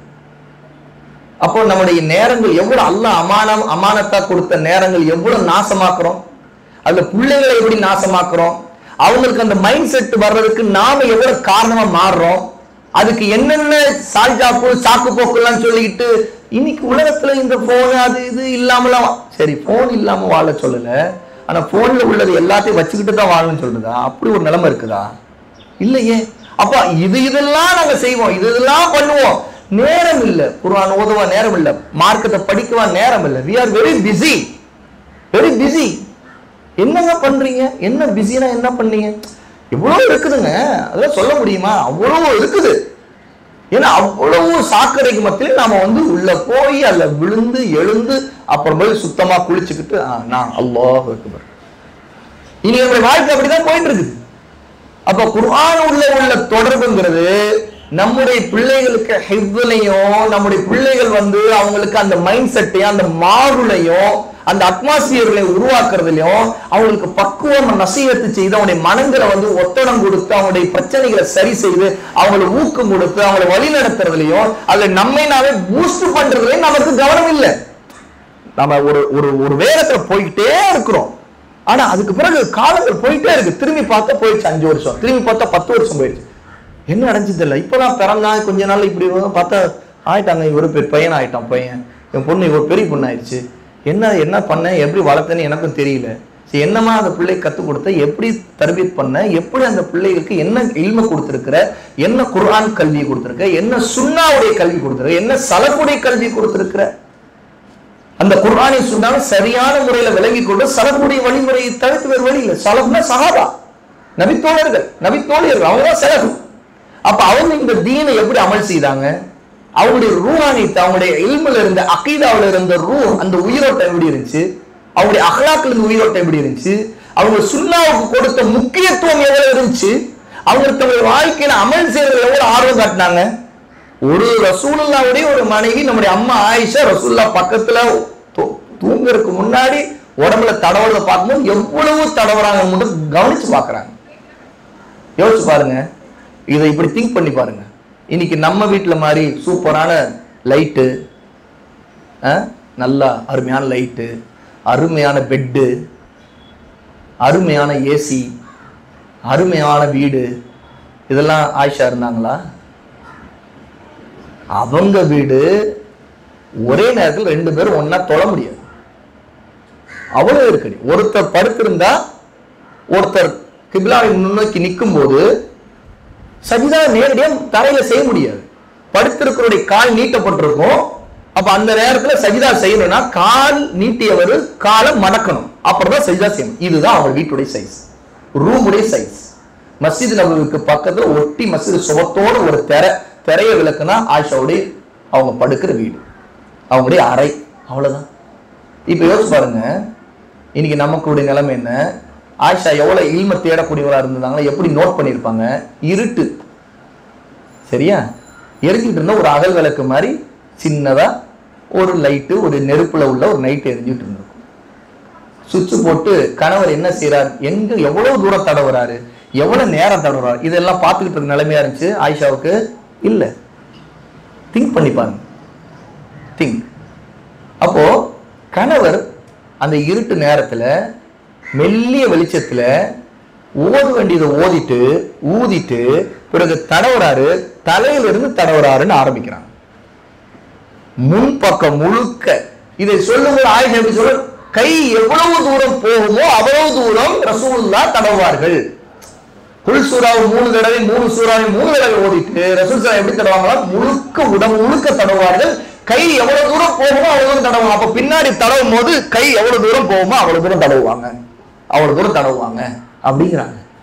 அப்ப எவ்வளவோ அவங்களுக்கு இல்ம தேடுறதுல ஆர்வம் இருந்திருந்தா, குர்ஆனோட உள்ள உறவு குடும்ப வாழ்க்கைக்குள்ள கொண்டு வர்றதுல அவங்களுக்கு ஆர்வம் இருந்திருந்தா, கணவனுடைய ஒவ்வொரு அசைவையும் அதுல இருந்து எனக்கு இல்ம இருக்குன்னு அவங்க நம்பி இருந்தா, அந்த அகீதால சுத்தமான அகீதா இருந்திருந்தா, சுன்னாவை பற்றி பிடிக்கிறதுல சுத்த சலபியாவா அந்த பெண் இருந்திருந்தா, நம்முடைய அம்மா எப்படிப்பட்ட அம்மா அவங்க. அதான் அம்மா. அப்படிதான் ஒவ்வொரு அம்மாவும் இருக்கும், அப்படிதான் ஒவ்வொரு அம்மாவும் இருக்கும், அப்படிதான் ஒவ்வொரு சகோதரி இருக்கணும், ஒவ்வொரு சகோதரனும் இருக்கணும், ஒவ்வொரு கணவனும் இருக்கணும். இதுதான் ஒவ்வொரு முஸ்லிமுடைய வாழ்க்கையில முழுக்க முழுக்க இருக்க வேண்டிய வாழ்க்கை முறை. அவங்கதான் நாம் திரும்ப திரும்ப திரும்ப சொல்லுகிறோம், சஹாபா எப்படி இந்த தீன விளங்குனாங்களோ, அந்த சலஃப் எப்படி தீன விளங்குனாங்களோ அந்த உயிரோட்டத்தோடு எடுத்துக்கொள்ளுங்க. மற்றதெல்லாம் விட்டுடு, மற்றதெல்லாம் தேவையில்லை. அவங்க எடுத்துக்கொண்டு அமல் செய்ய, அவ்வளவுதான். நாளைக்கு அல்லாஹ்ட்ட போய் நிற்கும் போது, ரப்பே நீ இதை சொன்ன நான் செய்தேன், நீ இது எனக்கு கடமைன்னு சொன்ன நான் இது செய்தேன், நீ என் பிள்ளை இப்படிதான் வளர்க்கணும் நீ சொல்லி கொடுத்த, உன் நபி சொல்லி கொடுத்தாத நான் படிச்சேன், உன் நபியின் தோழர்கள் எப்படிலாம் பிள்ளை வளர்த்தாங்கன்னு நான் தெரிஞ்சுக்கிட்டேன், நான் அப்படித்தான் வளர்த்தேன், வேற எதுவும் எனக்கு தேவையில்லை, எனக்கு எல்லாம் இங்க நீ கொடுத்துருவேன்னு நான் நம்புறேன், முடிஞ்சு போச்சு, இங்க நீ உன்கிட்ட கிடைக்கும் நம்புறேன், முதல்ல என்னை மன்னிச்சிரு, எனக்கு தெரியாது எவ்வளவு தப்பு பண்ணிருப்பேன், என்னை மன்னிச்சிரு. ரப்போட போய் நிற்கலாம். அல்லாஹ் அது மௌத்துக்கு நேரத்துல நமக்கு சந்தோஷமா இருக்கலாம். நமக்கு இந்த ஃபித்னாக்கள் வந்து இல்லை, என் ரப்பிட்ட போறதுக்கு நான் எப்பவுமே தயாரா இருக்கிறேன், அவ்வளவுதான். ரப்பிட்ட போக எப்பவுமே தயாரா இருக்கிறேன். அந்த மனநிலை நமக்கு இருக்கா? அது குர்ஆன் தான் உருவாக்கும், சுன்னா தான் உருவாக்கும், சஹாபாவுடைய வாழ்க்கையை தான் உருவாக்கும். ஏன்னா அவங்க அந்த நிலையிலேயே தான் எப்போ இருந்தாங்க. அதனால தான் அவங்களுக்கு எப்போ பார்த்தாலும் அதை பத்தி மட்டும்தான் கவலை இருந்துச்சு. இந்த உலகத்துடைய இது கவர்ச்சிகள், இன்னைக்கு இருக்கிற நம்ம ஈர்க்கக்கூடிய விஷயங்கள், ஏற்கனவே நம்ம மைண்ட்ல நமக்கு ஊருக்குன்னு ஒரு வழக்கம் இருக்கும், நமக்குன்னு ஒரு ஸ்டைல் இருக்கும், நமக்குன்னு ஒரு கலாச்சாரம் இருக்கும். அந்த கலாச்சாரத்தை எல்லாம் வச்சு நடுவில் முட்டுக்கட்டையில போட்டுக்கிட்டு அவங்க வந்து வாழ்க்கை அமைச்சுக்கல.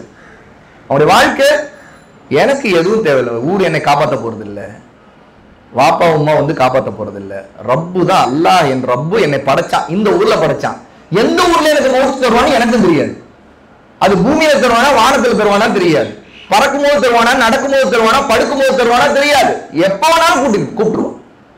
அதுதான் எனக்கும் என் கணவருக்கும் என் அண்ணன் தம்பி பிள்ளைங்க எல்லாருக்கும் சகோதரிக்கும் எல்லாருக்கும். ஆகவே நான் என் ரப்பிடம் திரும்பினேன், அல்லாஹ் என்னுடைய பாவங்களை மன்னிக்கணும், நான் என் ரப்பிடம் என்னுடைய உள்ளத்தை முழுக்க அர்ப்பணிக்கிறேன்னு ஒரு பெண் ஒரு வாழ்க்கையில, ஒரு ஆண் தன்னுடைய வாழ்க்கையில தன்னை மாற்றிக்கொள்ற ஒரு ஆரம்பத்தை, அதுல இருந்து அடுத்தடுத்து வாழ்க்கையை பக்குவமா கொண்டு போகக்கூடிய வாழ்க்கை தான் குர்ஆன் கொடுக்கிற வாழ்க்கை. சகோதரிகள், ஆகவேதான் குர்ஆனை மனனம் செய்வது, ஓதுவது, மனனம் செய்வது, புரிந்து கொள்வது, அமல் செய்வது, பரப்புவது, 5 விஷயங்கள் நம்மோடு உள்ள வாழ்க்கையில முக்கியமான விஷயங்கள். எவ்வளவுக்கு எவ்வளவு அழகான முறையில திருத்தமான முறையில பிழை இல்லாம வரத்திலில் குர்ஆன தர்தீலா அல்லாஹ் சொல்றான், குர்ஆனை நிறுத்தி நிதானமாக தெளிவாக ஓதுங்கள், அதன்படி ஓதுவது, திலாவத், தர்தீல், தஜ்வீத், தஹ்சீன், அழகுபடுத்துதல். அது ஓதுமெல்லாம் ரப்புடைய வார்த்தையை ஓதுறோம், அல்லாஹ் பேசக்கூடியவன், அவன் பேசக்கூடியவன், அவனுடைய பேச்சைத்தான் நமக்கு கிடைக்கிறான், அது தூய்மையானது, அது படைக்கப்படாதது, அல்லாஹ்வுடைய வார்த்தைகள், அவனுடைய சிஃபத், அல்லாஹ் பேசக்கூடியவன். 2வது, நம்மால் இயன்ற வரைக்கும் மனப்பாடம் செய்வது. ஏன்னா சஹாபா ஓதுவதை மனப்பாடம் செய்தாங்க, இது அவங்களுடைய தனித்தன்மை. ஆகவே அவங்க உம்மி சமுதாயமா, நான் சொன்னேனே அவங்க எழுத படிக்க தெரியாதவங்களா இருந்தாங்க, அவங்க சமுதாயமும் உம்மி தான். உம்மினா என்ன? குழந்தைங்க மாதிரின்னு நினைச்சுக்கோங்க. உம்மிங்கிற வார்த்தை எதுக்கு வருதுன்னு கேட்டா, ஒரு குழந்தை தன்னுடைய அம்மாவுடையே சுத்திக்கிட்டு இருக்கு, அந்த குழந்தைக்கு எழுத படிக்க தெரியுமா? தெரியாது. அப்ப எழுத படிக்க தெரியாத ஒரு குழந்தை தன்னுடைய தன்னுடைய அம்மாவுடைய சார்ந்து இருப்பதை போல, அந்த குழந்தையை போல எழுத படிக்க தெரியாம இருக்கிற அப்பாவித்தனம் தான் உம்மி நிலை, எழுத படிக்க தெரியாத நிலை. இதுல ஒரு சமுதாயமே இருக்குது, வெறும் எல்லாரும் இல்ல. அதாவது சிலர் எழுத படிக்க தெரிஞ்சவங்க, மேக்சிமம் எழுத படிக்க தெரியாம. உமர் எழுத படிக்க தெரிஞ்சவர், ஆனா எத்தனை சஹாபாவுக்கு தெரியாது. எழுத தெரிந்த சிலர் அவங்கள கூப்பிடுவாங்க ரசூலுல்லாஹ், நீங்க வாங்க எழுதுங்க, இந்த ஆயத்தை இறங்கி இருக்குன்னு. வஹியை எழுதக்கூடியவர்கள் இருந்தாங்க. ஏன் வஹியை எழுதக்கூடியவர்கள் முக்கியமா அவங்க அறியப்படுறாங்கன்னா, நிறைய பேருக்கு எழுத படிக்க தெரியாது. அவங்க எழுத படிக்க தெரிஞ்சவங்க பக்கத்துல இருக்கிறாங்க, உடனே ரசூலுல்லாஹ் கூப்பிடுவாங்க. அப்போ அவங்க நிறைய உண்மையா இருந்தாலும் மனப்பாடம் செய்தாங்க. நான் சொன்னது மிக முக்கியமானது, சூரா காஃபை எழுத படிக்க தெரியாது சஹாபியா வீட்டுல உட்கார்ந்துட்டு அடுப்படியை உட்கார்ந்துட்டு ரசூலுல்லாஹ் மஸ்ஜித் நபவியில மிம்பர்ல இருந்து ஓதுற சத்தத்தை கேட்டுட்டு மனப்பாடம் பண்ணி இருந்திருக்காங்க. உம்மு ஷரீக் ரலியல்லாஹு அன்ஹா என்று நினைக்கிறேன், அவங்களுடைய பெயர் எனக்கு சட்டு ஞாபகம் வர மாட்டேங்குது, செக் பண்ணுங்க. மூணாவது, அதை புரிந்து கொண்டாங்க, அமல் செய்தாங்க. நாலாவது, அப்புறம் பரப்போ செய்தாங்க, மக்களுக்கு எடுத்து சொல்லி கொடுத்தாங்க, கற்றுக் கொடுத்தாங்க. அப்ப அது எங்கிருந்து தொடங்கணும்? ஒரு பெண் தன்னுடைய வீட்டிலிருந்தே தொடங்கும், தன்னுடைய பிள்ளைக்கு தொடங்கும், தன்னுடைய கணவர் தன்னோடு யார் இருக்கிறாங்க அவங்களோடு சேர்ந்து தொடங்கும், தன் தோழி, தன் பக்கத்து வீட்டுக்காரங்க, யாரிடம் தன்னுடைய இந்த கல்வியை தான் கற்றுக்கொண்டதை அமல் செய்ய முடியுமோ அதோடைய நன்மை அடைய முடியும். ஏனென்றால் ரசூல் ஸல்லல்லாஹு அலைஹி வஸல்லம் ஹதீஸ் நம்ம எல்லாருக்கும் தெரியும், خيركم من تعلم القرآن وعلمه. உங்களில் மிகச்சிறந்தவர்கள் குர்ஆனை தானும் கற்று பிறருக்கும் கற்றுக் கொடுப்பவர்கள். அப்ப கற்றுக்கொள்பவரும் கற்றுக் கொடுப்பவரும் அல்லாஹ்விடம் சிறந்தவர்களாக ஆகுவதற்கு காரணம் அது குர்ஆன் தான் காரணம். கற்றுக்கொள்பவர் ஏன் சிறந்தவர்? கற்றுக் கொடுப்பவர் சிறந்தவர் சொல்லலாம், கற்றுக் கொடுப்பவர் அவரும் சிறந்தவர். ஏன்னா அவர் கற்றுக்கொள்பவராக இருக்க நாளை கற்றுக் கொடுப்பவர் ஆவார்னு அர்த்தம். அப்ப கற்றுக் கொடுப்பவர் ஆகும்போது அவருக்கும் அந்த சிறப்பு வந்துடும். அப்ப கற்றுக்கொள்வதும் சிறப்பு, கற்றுக் கொடுப்பதும் சிறப்பு. அப்படிப்பட்ட நிலை அது வெறுமனே ஓதுவதில் மட்டுமல்ல, குர்ஆனுடைய கருத்து, அவருடைய தப்சீர், அது சுன்னாவின் அடிப்படையில் விளங்கிக் கொள்வது, சரியான தப்சீரோடு விளங்கிக் கொள்வது, பிதஅத்தான சிந்தனைகள், வழிகேடான தப்சீர்கள் இதை விட்டு இல்லாம சுன்னாவின் அடிப்படையில் விளங்கிக் கொள்வது, அந்த அடிப்படையில் கற்றுக்கொண்டு நம்முடைய வாழ்க்கையில் அமல் செய்வது, நம்முடைய வாழ்க்கையை மாற்றுவது, நம்முடைய குடும்பத்திலிருந்து அதை தொடங்குவது, அதுதான் ஒரு பெண்ணுடைய மகத்தான ஆயிஷா ரலியல்லாஹு அன்ஹா செய்த பணி. அதுதான் ஆயிஷா தன்னுடைய கணவர் ரசூலுல்லாஹி ஸல்லல்லாஹு அலைஹி வஸல்லம் அவரிடம் கற்றுக்கொண்டது, அவருடைய வாழ்க்கையிலே மிகப்பெரிய மாற்றத்தை ஏற்படுத்தியது. ஆகவே அப்படிப்பட்ட நல்லோர்கள் அல்லாஹு தஆலா நம் அனைவரையும் ஆக்குவானாக என்ற துஆவோடு அல்லாஹு தஆலா நம்முடைய இந்த சந்திப்பு அவருடைய முகத்திற்கானதாக, அவருடைய ஏற்றுக்கொள்ளப்பட்டதாக, இந்த வார்த்தைகளில் ஒவ்வொன்றிலும் அல்லாஹ் நமக்கு பயனை அளிக்க வேண்டும் என்றும், அல்லாஹு தஆலா நம்முடைய பாவங்களை மன்னிப்பானாக, எல்லா விதமான பிதஅத்தை விட்டு நம்மை பாதுகாப்பானாக, ஷிர்கான, குஃப்ரான, நிஃபாக்கான எல்லா எண்ணங்கள், எல்லா காரியங்கள், எல்லா நம்பிக்கைகளை விட்டு அல்லாஹ் பாதுகாப்பானாக. சுன்னாவை நம்முடைய வாழ்க்கையிலே தொடர்ச்சியாக காலையில் கண் விழித்ததிலிருந்து கண்மூடும் வரைக்கும் தொடர்ந்து பற்றி பிடிக்கூடிய உண்மையிலே உயிரோட்டம் உள்ள, அதில் ஆர்வம் உள்ளவர்களாக அல்லாஹ் நம் அனைவரையும் ஆக்குவானாக. வ ஆகிரு தஅவானா அல்ஹம்துலில்லாஹி ரப்பில் ஆலமீன். சுப்ஹானக்கல்லாஹு பிஹம்திக அஷ்ஹது அல்லா இலாஹா இல்லா அன்த அஸ்தக்ஃபிருக.